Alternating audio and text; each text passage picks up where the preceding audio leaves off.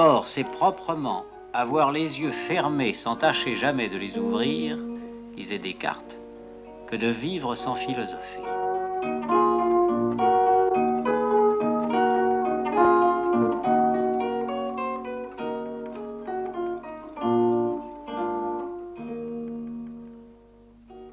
Il y a une vie de la philosophie hors de la classe, une cité des philosophes qui l'englobe et la nourrit.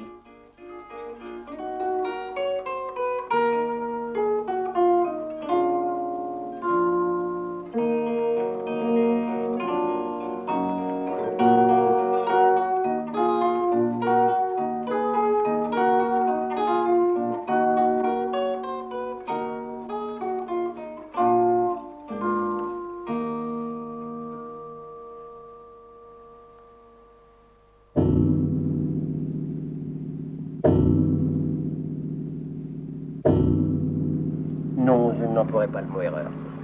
Ça me paraîtrait presque grossier de parler d'une erreur à l'intérieur d'un système philosophique.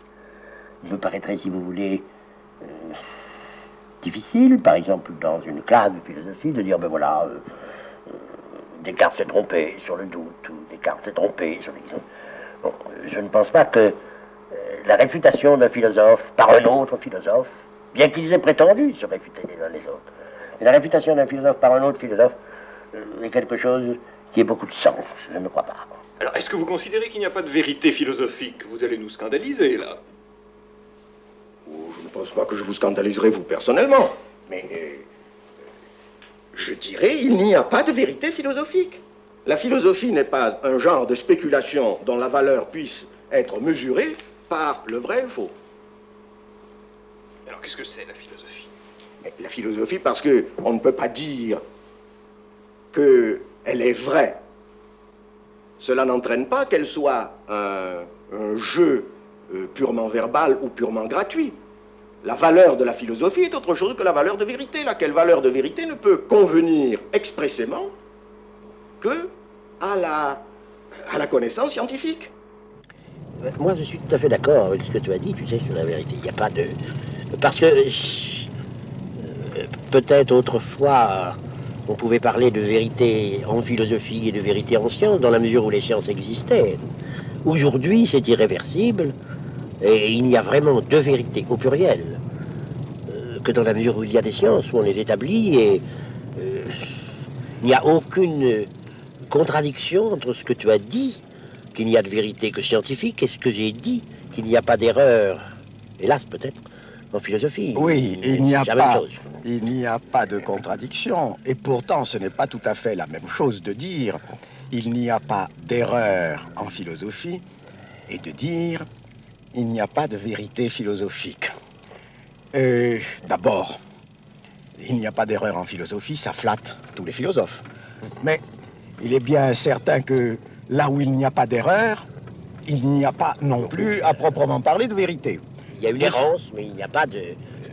Tout à fait d'accord, de sorte que je suis aussi, moi, tout à fait persuadé qu'il n'y a pas de contradiction. Et d'ailleurs, il me semble que j'avais dit que si il n'y a pas de vérité philosophique, je n'avais pas pour autant voulu dire premièrement que un philosophe n'a jamais à se préoccuper de savoir ou non s'il dit la vérité, et deuxièmement que la philosophie n'est pas pour autant étrangère à une recherche concernant la nature ou le sens ou l'essence, comme tu dis, de la vérité. C'est ça. Moi, je pense qu'il faut faire la différence, comme nous le disions tout à l'heure, il faut faire la différence entre la vérité et le problème de l'essence de la vérité, qui n'est pas du type de la vérité scientifique. Tout à fait d'accord. L'essence de la vérité est d'un autre ordre, de même qu'on a dit que l'essence de la technique n'était pas technique. Oui. Exactement, il faut dire l'essence de la vérité est une problématique. Je suis tout on à peut fait... errer d'ailleurs, mais qui est une problématique authentique, oui, par rapport aux vérités spécialisées des sciences actuelles. Aujourd'hui, les vérités scientifiques sont essentiellement culturelles, oui, et n'ont plus rien de cosmologique. Einstein a peut-être été le dernier. Il n'y aurait plus un Newton aujourd'hui. On ne peut plus faire une histoire du ciel, un problème cosmique. C'est plus possible. Absolument Ni pas. la physique, enfin, ça Bachelard l'a très bien vu, c'est quelque chose de culturel. Et le mot cosmique n'est employé par Bachelard que en ce qui concerne la poésie, jamais en ce qui concerne la science. l'imaginaire et jamais en ce qui concerne Alors, le il rationnel. reste aux philosophes un sens de la totalité que nous ne pouvons absolument pas évacuer dans notre vie. Non, c'est la définition même de la philosophie. Exactement. Plus la science deviendra culturelle et moins cosmique, moins totale, plus il y aura besoin d'une philosophie pour rassembler les hommes et pour... la philosophie sera d'autant plus indispensable que la science sera plus vérité, rigoureuse et technique dans un domaine spécial. Plus il y aura besoin d'un retour à cette essence de la vérité. C'est-à-dire, tout à fait d'accord. La philosophie a toujours été une lutte pour la clarté, pour la clarification, pour la cohérence. Et à ce titre, c'est une œuvre de langage particulière et privilégiée. C'est dans la réflexion philosophique, dans la spéculation philosophique, que tous les problèmes de signes, de sens, des autres disciplines viennent se réfléchir. L'histoire de la philosophie nous montre que la philosophie a toujours été une lutte contre les malfaçons du langage, contre les questions mal posées par piège de langage, et par conséquent, elle est en lutte avec son propre langage.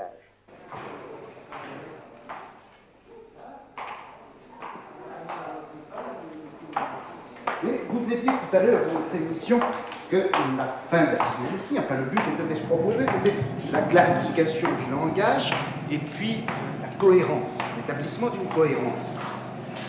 Et dans le reste de votre émission, vous avez parlé du polysémantisme fondamental du langage. Est-ce qu'il n'y a pas là, pas une contradiction, mais une certaine opposition qui recouperait un peu l'opposition apparente qu'il y avait entre l'émission de Canguilhem et celle d'Hippolyte. Hippolyte disant qu'il ne pouvait pas y avoir d'erreur en philosophie, et puis Canguilhem disant qu'il n'y avait de vérité que dans la science. La science étant du côté de la cohérence, et la philosophie peut-être du côté de la polysémie.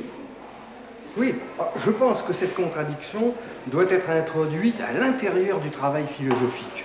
Car la cohérence, je ne dirais pas que c'est un but, mais c'est le moyen obligé, le chemin de passage imposé à la philosophie et qui la sépare entièrement de la poésie, disons. Mais cette cohérence ne pourra jamais être qu'un idéal formel pour la philosophie parce que vient affleurer dans ce champ de la philosophie d'abord tous les langages hérités et porteurs de leurs empilements de signification, le langage ordinaire, les problèmes hérités de la réflexion sur la science, sur l'éthique, et il me semble donc que la philosophie doit être considérée comme ce lieu d'affrontement entre une tâche formelle de cohérence et d'autre part l'effort pour recouvrer à travers cette multiplicité des sens ce dont il est finalement question en philosophie, c'est-à-dire dire ce qui est. C'est-à-dire que le polysémantisme serait du côté soit alors de l'ontologie, soit des contenus culturels livrés et transmis par l'histoire. Et puis, la cohérence serait du côté de la forme même du discours. Oui, quand nous parlions tout à l'heure de communication, cette communication avec soi et avec autrui, c'est le plan formel du discours, mais je ne pense pas qu'on puisse définir la philosophie par sa propre formalité. Il me semble que la philosophie nous ramène à la question beaucoup plus primitive, à la question en somme primordiale, la question, disons, d'Aristote. Qu'est-ce qui est ?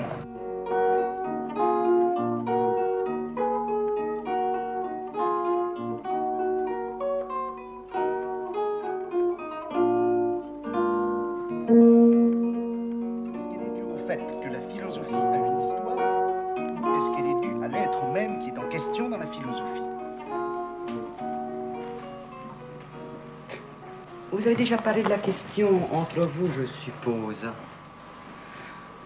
À mon sens, Il y a trois questions liées les unes aux autres dans la question qui nous occupe aujourd'hui, dans le problème qui nous occupe aujourd'hui. La première question, le premier point, c'est la contradiction apparente, je dis bien apparente, entre la proposition d'Hippolyte, il n'y a pas d'erreur en philosophie, et la proposition de Canguilhem, il n'y a pas de vérité philosophique. D'ailleurs, la proposition d'Hippolyte a été interprétée par certains. Le philosophe ne se trompe jamais. Je pense que ce n'est pas tout à fait ça qu'il a voulu dire. La seconde question, c'est alors l'élucidation de votre propre conception, Canguilhem. Et enfin, la troisième question, qui à mes yeux est sous-jacente à toutes les autres, qui en est le sens, c'est la question de la signification de l'entreprise philosophique. Que signifie philosopher?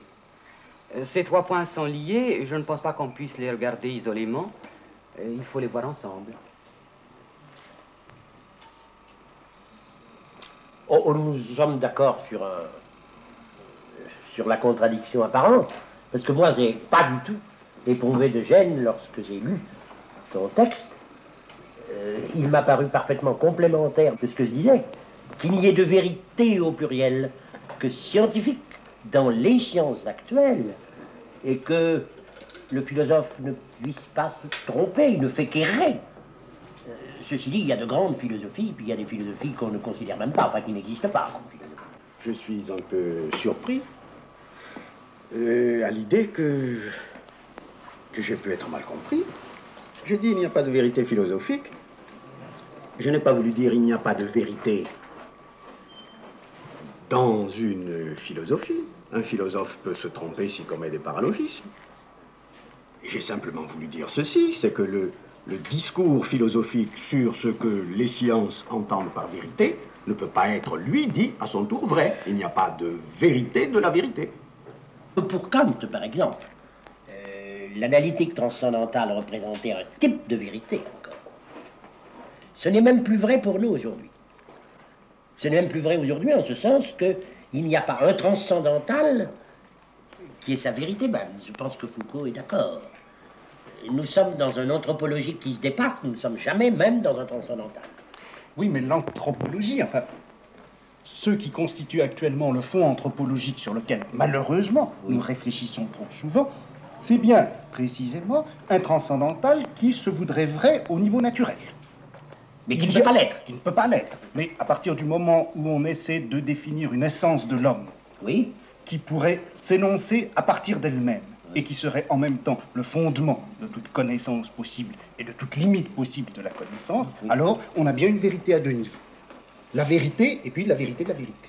Et c'est un paralogisme, ou en tout cas c'est pas possible. Écoutez, voyons, est-ce que vous admettez ou vous n'admettez pas qu'il y a une vérité du discours philosophique comme tel, c'est-à-dire qu'il puisse être dit vrai ou faux, qu'on puisse dire qu'un système philosophique est vrai ou faux? Personnellement, je ne l'admets pas. Moi non plus. Il y a une volonté de vérité. Vous m'avez dit, vous dites Foucault, il y a une volonté de vérité, il y a une visée de vérité, mais même si on vise la vérité et qu'on ne l'atteint pas, c'est quand même la norme de vérité qui est en question, dans ce cas-là. Or, c'est bien de ça qu'il est question. Est-ce que la norme de vérité convient à la philosophie? Je crois que Canguilhem ne l'admet pas. Non. Il n'admet pas. Je n'admets pas que la norme de vérité convienne à la philosophie. Il me semble que ce qui convient à la philosophie, c'est un autre type de valeur, pour prendre un terme plus général que celui de vérité. Oui, mais n'est-ce pas parce que vous avez commencé par penser le problème de la vérité en termes de normes et de critères? Je me demande, moi, si la question de la vérité n'est pas la dernière question qu'on puisse se poser, et non pas la question préalable. Ce n'est pas à partir d'un modèle épistémologique que l'on peut poser le problème de la vérité, mais à partir d'une autre question, me semble-t-il. Et il me semble que la question fondamentale de la philosophie, c'est ce qui est. Ce qui est. Alors, si la première question, c'est qu'est-ce qui est? Question d'Aristote. La théorie de la connaissance est seconde par rapport à la théorie de l'être. Et la science elle-même est seconde par rapport à la connaissance. Si bien que ce que vous appelez valeur, Oui.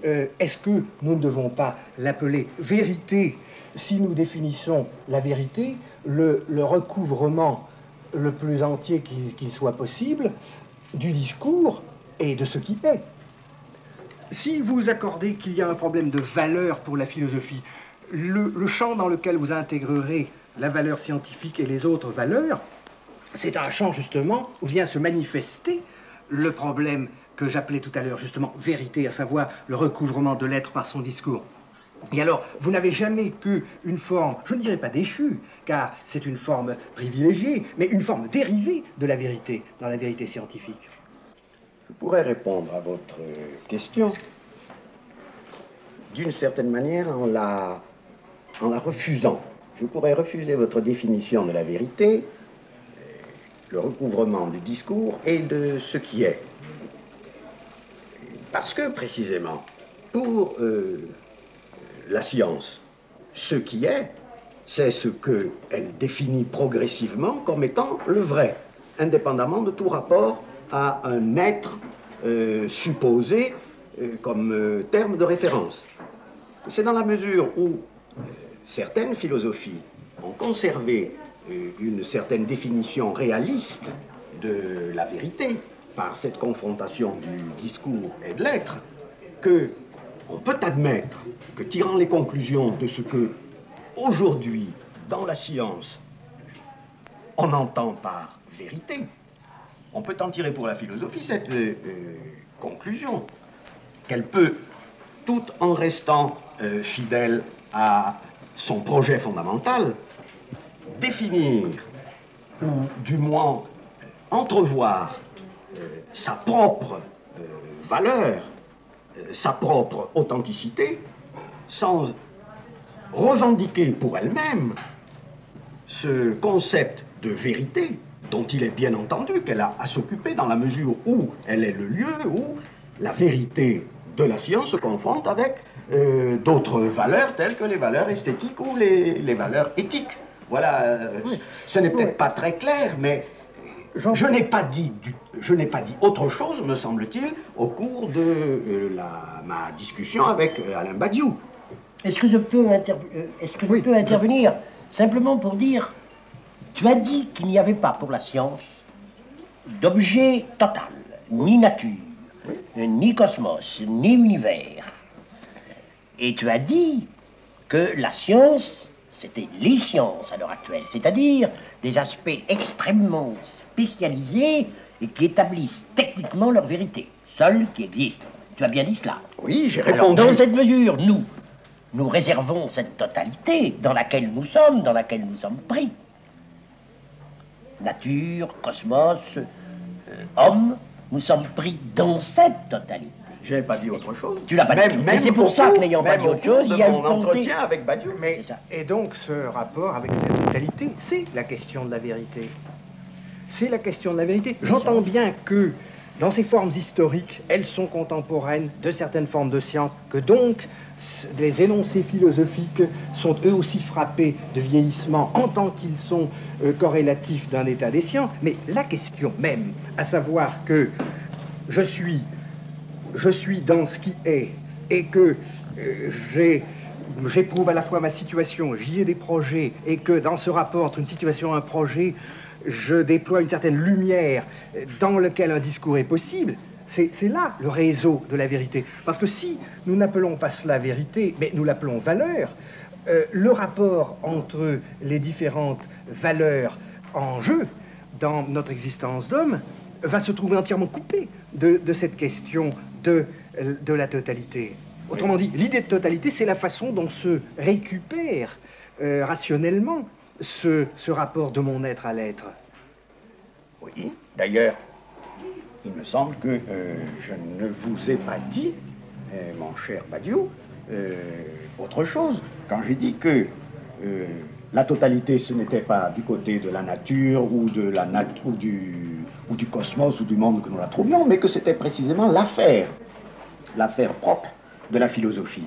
Que les valeurs doivent être confrontées les unes aux autres à l'intérieur même d'une totalité qui ne peut être précisément que présumée, j'en suis tout à fait d'accord, mais du moment qu'elle ne peut être que présumée, et que vous ne pouvez pas, selon moi, lui donner la signification de l'être au sens aristotélicien auquel vous vous référiez tout à l'heure, alors il me semble que je puis, je ne dis pas que j'ai raison, bien entendu, puisque ce serait contredire à mon propre axiome, il me semble que je puis être fondé à concevoir la tâche propre du philosophe comme ne relevant pas spécifiquement de ce mode de jugement auquel convient expressément les valeurs de vrai et de faux. Est-ce que nous serions d'accord pour dire qu'il n'est plus possible aujourd'hui d'avoir une pensée philosophique qui ressemble à l'ontologie ancienne, c'est-à-dire à une théorie préalable de l'être? Je n'ai pas voulu dire autre chose. Alors, ce qui signifie qu'il n'y a plus de théologie. Mais c'est il donc... n'y a pas non plus de catégorie objective. Il n'y a pas de théologie préexistante à la science. Il n'y a pas de catégorie objective préexistante à la science, et alors je ne suis pas surpris de voir que parmi les auditeurs qui ont pu être surpris, vous me disiez, mon cher Badiou, que je scandaliserais. Je vous ai dit, de toute façon, je ne crois pas que je vous scandaliserais, et même je ne pensais pas, j'étais certain de ne pas vous scandaliser, vous. Eh bien, parmi ceux précisément qui ont pu être surpris, il y a ceux pour qui la philosophie c'est à la rigueur un substitut de théologie, ou ceux qui pensent qu'ils ont désormais le moyen de transformer la philosophie en science. En catégorie objective substituable à une pensée révolutionnaire active. Oui, mais ces catégories objectives sont déjà une forme dégradée de leur propre question. Et c'est cette question qu'il faut retrouver. C'est le champ même de la question. Tout à fait d'accord. Mais tout à fait d'accord pour cette problématique. Donc, s'il y a une question, comment appellerez-vous le rapport que nous avons avec cette question, si ce n'est pas un rapport de vérité? Sinon, vous allez faire du rassemblement de vos valeurs et de leur confrontation simplement une grandeur culturelle. Mon cher. Or, les cultures font apparaître certaines combinaisons de valeurs, précisément, et les cultures sont le milieu historique de la confrontation des valeurs.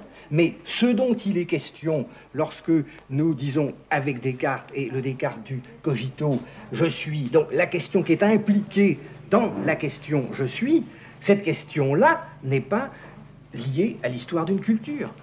Elle est d'une autre dimension. Elle est peut-être d'une autre dimension, mais si vous me permettez, vous me dites,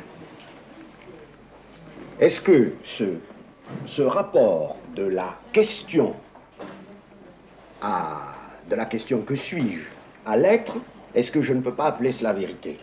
Je répondrai, je ne peux pas appeler vérité une question, je pourrais à la rigueur appeler vérité une réponse. Oui, c'est la question de la vérité. Mais l'essence, quand Willem m'a accordé tout à l'heure l'essence de la vérité, je n'ai pas dit le contraire. La question de la vérité est peut-être une question philosophique, mais une philosophie, dans la mesure où elle se propose comme une réponse à cette question, une philosophie ne peut pas être classée par rapport à une autre philosophie donnant une réponse différente selon le critère du vrai ou du faux. Autrement dit, personnellement, je ne peux pas dire que Kant est... La philosophie de Kant est vraie, que celle de Nietzsche est une philosophie fausse. Il y a des philosophies ridicules, il y a des philosophies étroites, je ne connais pas de philosophie fausse. Oui, mais nous nous Par intéressons... conséquent, je n'en connais pas de vraie. Nous nous intéressons à la philosophie parce que chacune ayant un rapport interne, en somme, de ses questions à ses réponses et dessinant son champ fini, en somme, de sa vérité propre, elle nous intéresse parce que nous avons la conviction ou l'espoir que, à travers ces œuvres finies de l'esprit humain, se produit la rencontre avec le même être. Sans quoi, nous serions schizophrènes. Mais nous n'avons pas en même temps le moyen de montrer qu'il s'agit de la même chose. C'est pourquoi tout ce que nous pouvons dire, c'est que nous espérons être dans la vérité, mais nous ne pouvons pas assigner la vérité à un système philosophique produit par l'histoire de la culture. D'accord. Ouais. Je voudrais ramener la question sur un terrain peut-être plus élémentaire et plus positif en même temps. Vous avez vous-même montré, en accord avec l'inspiration générale de l'épistémologie contemporaine, que la science ne découvre pas la vérité. ou ne révèle pas une réalité qui lui serait antérieure, mais qu'elle institue ou constitue à la fois, en somme, le problème de la vérité et les procédures effectives par quoi, partiellement, ce problème peut recevoir une série de réponses ordonnées. Oui. Vous accepteriez donc de dire que la science n'est pas ce à travers quoi l'homme découvre le vrai, mais que la science est historiquement la forme culturelle qui, en quelque sorte, institue sur un terrain valable le problème du vrai. Si vous admettez que l'homme est, en somme, historiquement producteur de la vérité, sous la forme de la pratique scientifique, alors, comme pour toute production, se pose le problème de la fin ou du télos du produire. Et par conséquent, je serais assez d'accord pour dire que, d'une certaine manière, la philosophie s'interroge, non pas sans doute sur... Plutôt, la philosophie n'est pas comme telle une production de vérité, mais elle s'interroge sur la fin ou sur la destination de cet événement producteur particulier. Il me semble que nous l'avions dit au cours de notre entretien. Je crois avoir dit, autant que je me souvienne, que la question de la possibilité de la science n'était pas une question scientifique, le pourquoi des mathématiques n'était pas une question de mathématiciens. La science constitue la vérité sans finalité de la vérité. Sa finalité, c'est la vérité, mais il n'y a pas pour la science la finalité de la vérité. Et alors la finalité de la vérité, l'interrogation sur la finalité de la vérité, c'est-à-dire ce qu'on peut en faire par exemple dans une pratique, ce qui a toujours été une question fondamentalement philosophique, ce qu'on peut en faire dans une pratique, cela est précisément philosophique. Mais il me semble que toute la philosophie moderne, surtout depuis Kant, est caractérisée par ceci, c'est que la connaissance de la vérité n'est pas suffisante pour résoudre la question philosophique totale. Non, mais est-ce que tu m'accorderais que nous sommes, les sciences parlent un langage techniquement proche d'un langage univoque et constituent seuls des vérités au sens strict du terme? Oui. Seulement, ce langage qui a un certain code, c'est-à-dire qui est institué à partir de certaines conventions expresses. Ce langage qui a un certain code est lui-même lié à un langage naturel. Le seul dont nous partirons, nous ne partirons pas de données, nous partirons d'un langage naturel, qui était sans doute spontanément ontologique avant la philosophie, qui ne peut plus l'être aujourd'hui, mais qui n'en reste pas moins le langage naturel, lequel est à lui-même son propre code, tandis que tous les autres ont un code par rapport à ce langage. Il reste donc un certain lieu où se rencontrent tous les problèmes techniques de vérité qui sont découverts par les sciences de plus en plus culturelles et spécialisées, lieu d'où on part et lieu où l'on retourne. Et si j'osais, je dirais, et j'espère que les professeurs de philosophie ne m'en voudront pas, que la vraie philosophie aujourd'hui est obligée d'être une certaine vulgarisation, dans le meilleur sens du terme, j'entends par là, qu'elle est obligée de retraduire ce qui ne se traduira jamais de proche en proche, parce que même dans les intersections des sciences, c'est encore des sciences spéciales. On ne peut pas dire ni que la chimie biologique, ni que même l'information, ni que... Tout ceci, ce sont des spécialités, même dans les intersections. De telle sorte qu'on a mal compris ta pensée, on a cru que tu voulais dire qu'il y avait une vérité du scientisme, genre l'avenir de la science, ou genre Strauss. Mais pas du tout, au contraire, il y a des vérités. Et il y a un lieu où germe l'essence de la vérité, l'existence dans son projet total de départ et de réduction. Et alors il me semble que par rapport à votre question, certes la philosophie a commencé avec la science, il y a un avant, mais un jour la philosophie, sous une certaine forme, s'est terminée pour donner naissance à une pensée philosophique d'autant plus indispensable. Mais il y a quelque chose d'irréversible. On ne peut plus refaire une ontologie comme Aristote. On ne peut plus refaire une ontologie comme Descartes. Mais enfin... Et en même temps, je puis parfaitement comprendre de quoi il était question dans les grandes philosophies du passé. par conséquent, ce que ces philosophies cherchaient, et si l'on peut dire, reprenant votre langage, le lieu d'où elles partaient, le lieu où elles vont, n'est plus un lieu qui nous soit interdit ou fermé. C'est pourquoi l'histoire de la philosophie n'est pas l'histoire de la science. Vous disiez qu'il n'y a pas d'erreur en philosophie, mais on pourrait dire aussi qu'il n'y a pas de progrès. Aucune question n'est abolie, n'est périmée, alors que dans l'histoire des sciences, l'histoire des techniques, il y a vraiment quelque chose qui est définitivement perdu. Mais je puis en même temps comprendre que ce que dans le rapport avec les sciences, et pour des raisons du développement des sciences, nous appelons question d'existence, c'était la même question que celle qui était appelée question de l'être dans la philosophie grecque. Et par conséquent, cette reconnaissance d'un même lieu d'origine et d'un même lieu de destination du discours philosophique, c'est cela qui me permet de parler d'un problème de la vérité. Est-ce que vous accepteriez de dire qu'une philosophie, c'est en somme un centre de totalisation de l'expérience d'une époque, étant entendu que l'ambiguïté des rapports avec la science naît peut-être de ce que cette totalisation s'efforce de s'opérer dans le cadre d'un code ou d'un langage qui, pour une part, importe ces critères de rigueur, voire de cohérence, de la science. Dès lors, nous aurions à la fois une définition du projet philosophique, et nous pourrions, je crois, reconnaître la valeur et la signification de ce projet, indépendamment de la notion de vérité au sens strict, telle que vous l'avez introduite. Nous disposerions, d'autre part, d'une sorte de norme à l'égard de ce projet, d'une finalité au regard de quoi ce projet prendrait son sens et sa dignité, et en même temps nous pourrions peut-être rendre compte des ambiguïtés et des difficultés qui localement se sont produites dans la confrontation entre science et philosophie, dans la mesure où, à diverses époques, et peut-être est-ce maintenant terminé, à diverses époques, la philosophie a pu croire que cette totalisation générale de l'expérience d'une époque dans laquelle elle était engagée pourrait se formuler dans un langage analogiquement rigoureux par rapport au modèle ou au paradigme que la science lui fournissait.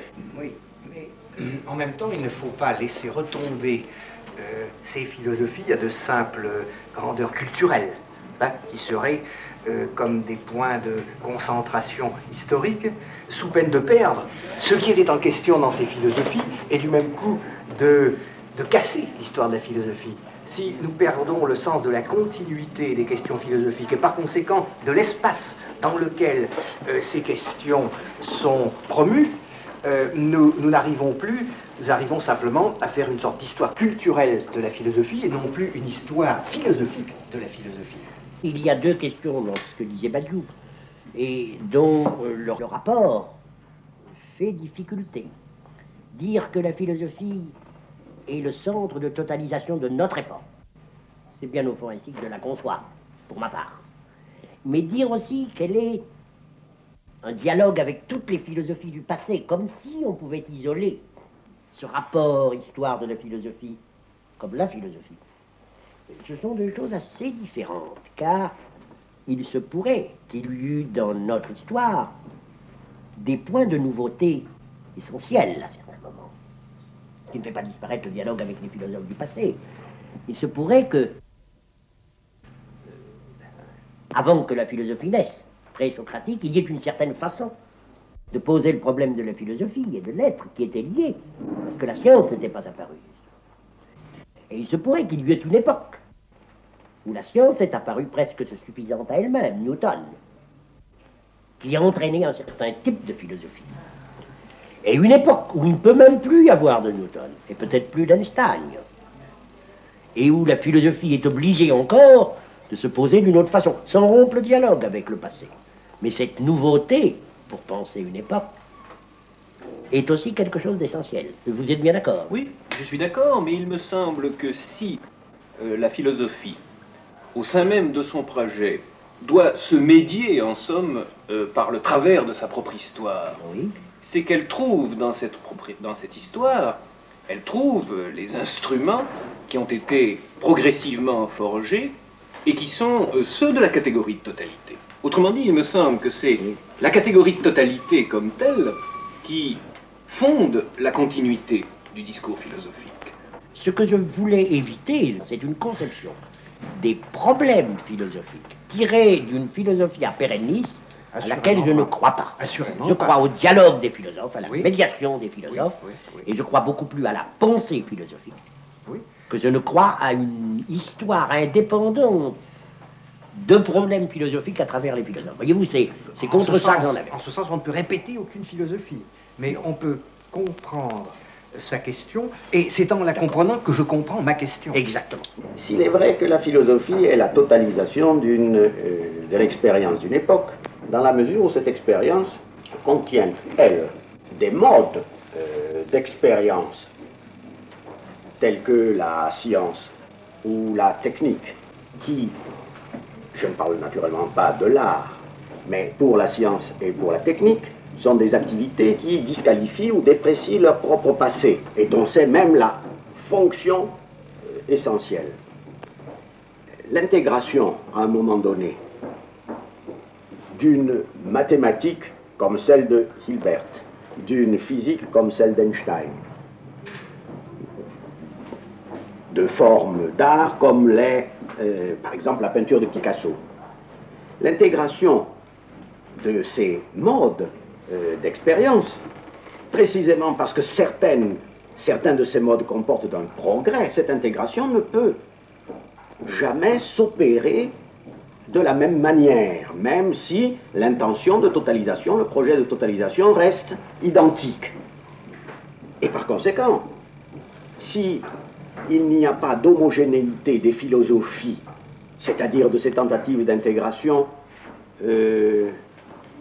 sous le rapport de leur procédure et par conséquent aussi de leur style et de leur conclusion, alors on ne peut pas les confronter les unes aux autres sous un certain rapport qui puisse être dit de plus ou moins de vérité.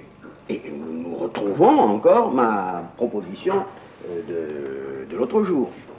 Les philosophies se distingueront par conséquent les unes des autres, non pas parce que les unes sont plus vraies que les autres, mais parce qu'il y a des philosophies, comme d'ailleurs vous l'avez dit tous les trois spontanément, parce qu'il y en a qui sont grandes et d'autres qui ne le sont pas.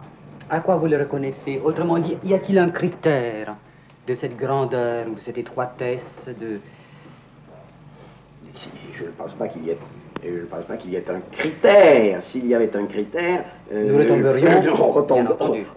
Vous arriveriez à me faire dire c'est un critère de vérité. Vous ne voulez pas dire. Ce que jusqu'à présent je ne veux pas dire.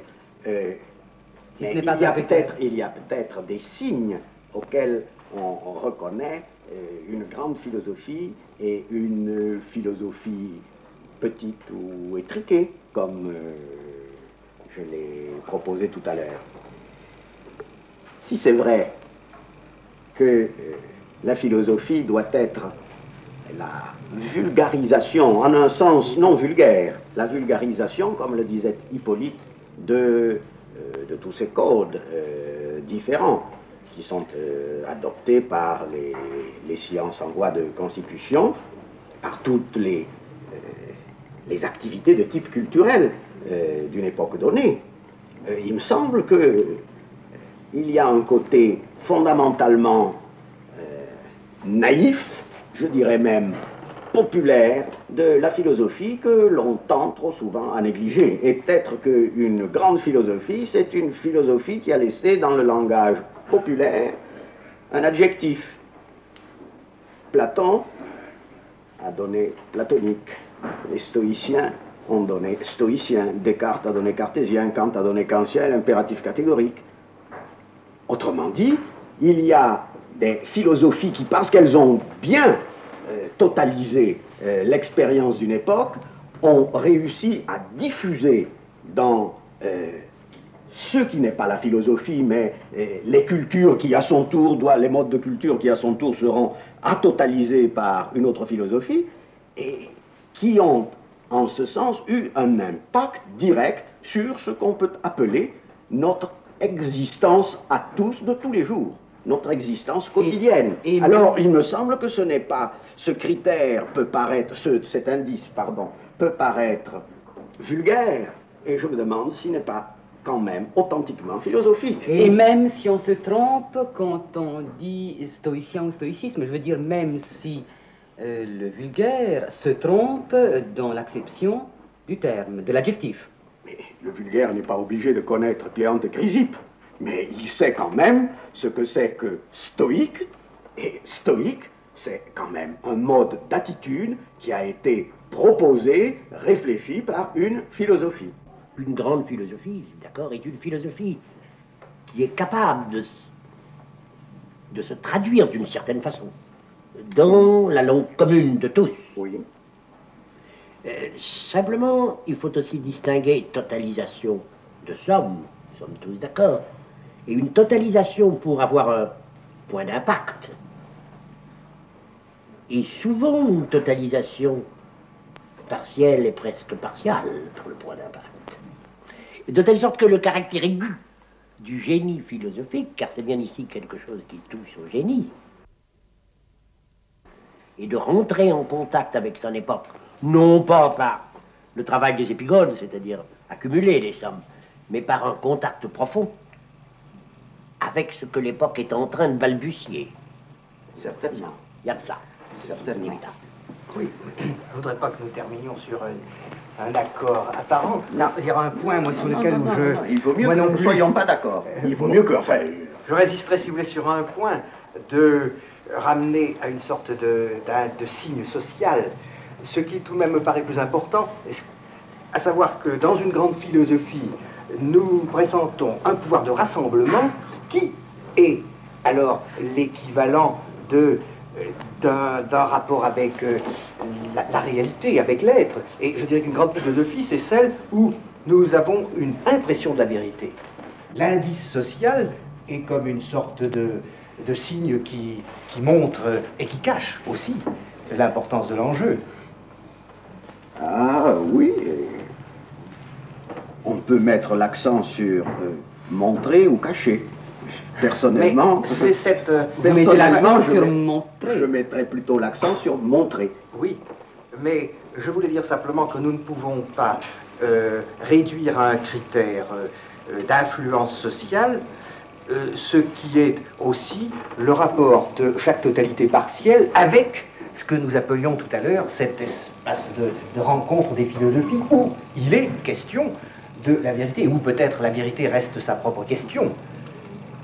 Mais cette présomption de vérité, c'est peut-être aussi ce que le sentiment populaire ressent parfaitement, que vraiment dans une grande philosophie vient à la parole ce qui est notre rapport varié dans l'histoire, mais fondamentalement le même. Je ne dis pas le contraire, et c'est pourquoi je préfère vous accorder le mot que vous venez de reprendre et dont je me suis servi, c'est-à-dire populaire plutôt que social. Je n'ai pas voulu parler d'un critère social, mais certainement d'une populaire, pour moi, c'est le signe d'une certaine authenticité. Oui, mais pour ma part, je ne voudrais pas séparer authenticité de vérité. Oui, eh bien, moi, il me semble que toute ma défense reviendrait à dire je ne vois pas pourquoi employer le même mot et le même concept en deux sens différents. Mais vous, Alain Badiou, qui êtes professeur, quand vous définissez une philosophie comme un centre de totalisation de l'expérience d'une époque, est-ce que ça vous permet d'enseigner la philosophie? Qu'enseignez-vous sous ce nom? On n'enseigne pas, en tout cas, une philosophie au sens que revêt cette définition. Cela, ce serait donner un enseignement dogmatique qui procéderait effectivement à cette totalisation. Ce serait quelque chose comme le cours de Hegel ou un cours de philosophie scolastique. Par conséquent, au sens très rigoureux du terme, dans un enseignement élémentaire de la philosophie en tout cas, on ne philosophe pas. Alors que fait-on? Eh bien, je crois que l'on apprend aux élèves la possibilité de la philosophie. C'est-à-dire que par une série de détours, par l'examen des doctrines et des textes, par l'examen des concepts, par le parcours des problèmes, on leur montre qu'est possible un langage à travers quoi cette totalisation s'opérerait. Et je définirais volontiers l'enseignement de la philosophie comme l'enseignement de la possibilité de la philosophie, ou la révélation de la possibilité de la philosophie. Sinon, il n'y aurait d'autre recours qu'enseigner une philosophie, ce dont précisément notre enseignement entend se garder. Et du point de vue de l'enseignement, est-ce qu'il vous serait possible de tirer des conclusions sur le débat qui nous a occupés, je veux dire, sur la question de la vérité et de la non-vérité philosophique? C'est une question difficile, car vous n'êtes pas d'accord. Vous n'êtes pas d'accord et je ne crois pas qu'il faille dissimuler ce désaccord. Il me semble que l'espace de votre désaccord est limité par deux accords qui sont malgré tout essentiels.